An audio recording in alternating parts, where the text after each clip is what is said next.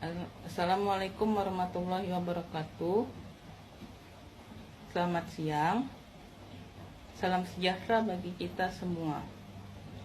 Perkenalkan, nama saya Fahri Sabriansyah dari Fakultas Hukum, Program Studi Ilmu Hukum, Angkatan 2023. Alasan saya memilih Fakultas Hukum adalah saya ingin mempelajari dan menambah ilmu pengetahuan di bidang hukum.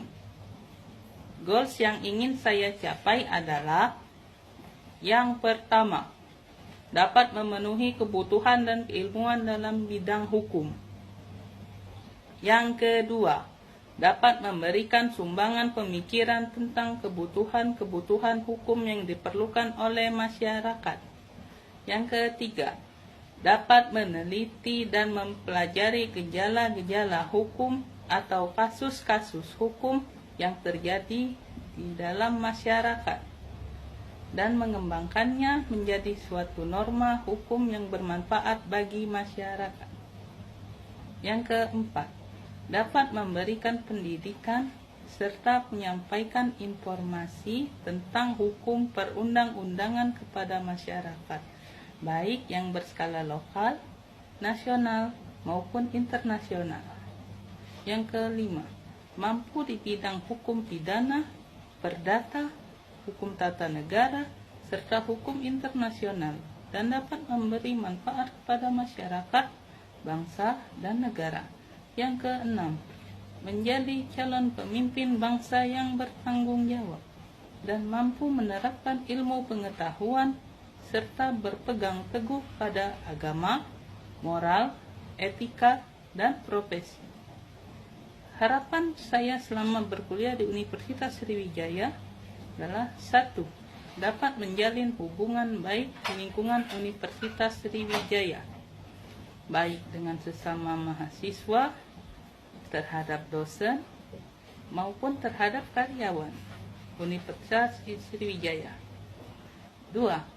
Dapat mempelajari dan memahami ilmu-ilmu yang diajarkan, serta dapat menerapkannya dalam kehidupan sehari-hari. 3. Dapat menjadi orang yang berguna bagi masyarakat, bangsa, dan negara, khususnya di lingkungan Universitas Sriwijaya. Demikianlah yang dapat saya sampaikan. Terima kasih. Wassalamualaikum warahmatullahi wabarakatuh.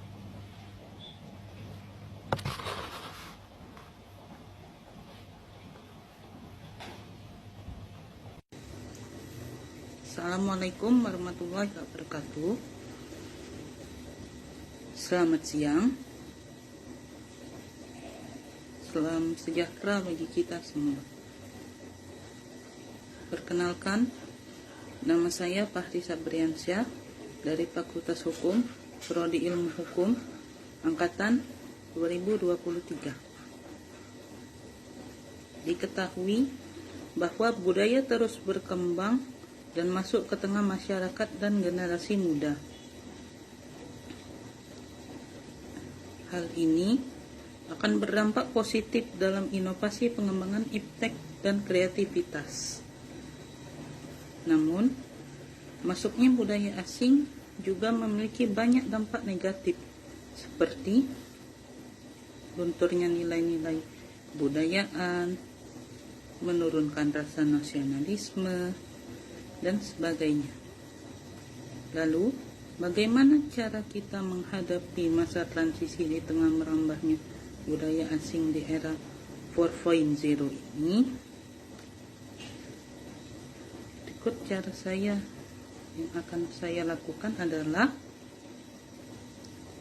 dengan menyebarkan video mengenai pentingnya untuk melestarikan budaya negara sendiri dan membeli produk dalam negeri.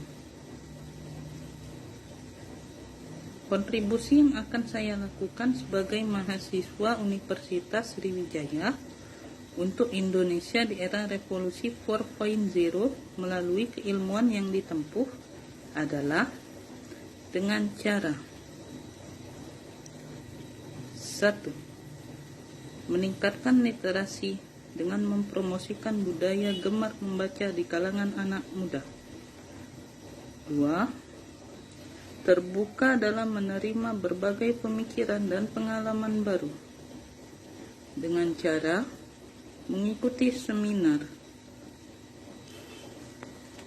atau workshop baik secara lokal, nasional, maupun internasional, bergabung dengan organisasi maupun komunitas sosial, sehingga dapat terbuka dalam menerima berbagai pemikiran dan pengalaman baru. 3. Menggunakan internet dan media sosial untuk mempromosikan Indonesia. 4. Mendukung produk lokal Indonesia dengan membeli dan menggunakan produk lokal Indonesia sebagai bentuk dukungan untuk usaha kecil menengah atau yang disebut UKM. Demikianlah yang dapat saya sampaikan. Assalamualaikum warahmatullahi wabarakatuh.